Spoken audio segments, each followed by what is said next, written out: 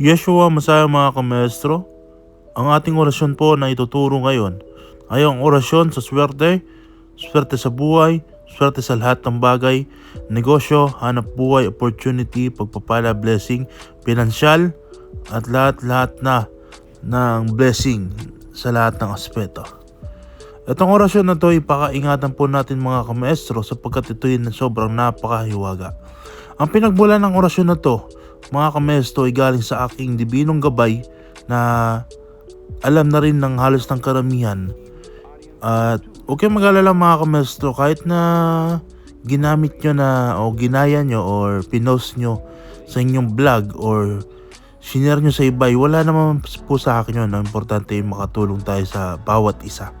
So ang orasyon po na to ay gamitin natin sa tama mga kamestro. Okay, start na natin ang pagtuturo.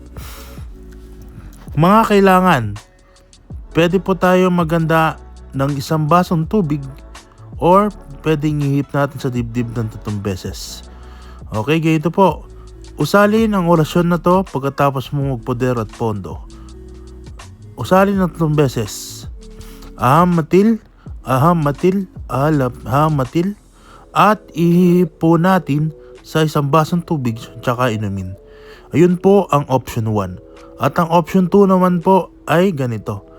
Dasalin ng 3 beses at ihip sa dibdib. Aham matil, at ihip sa dibdib. Alright mga kamestro, yan po ang orasyon na ating tinampok ngayon. At sana po may natutunan kayo at maging aware kayo sa dasal na ito kasi napakabisa po na itong dasal na to. Subok na po ng libo-libong mga tao na gumamit niyan na galing sa aking dibinong gabay. Maraming salamat sa lahat.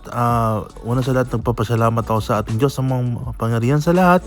At yung bugtong anak niya na ang ating Panginoong Jesus. At yung kumakasi sa buong sanlibutan, buong mundo natin na ang banal na Espiritu. Ay salamat po.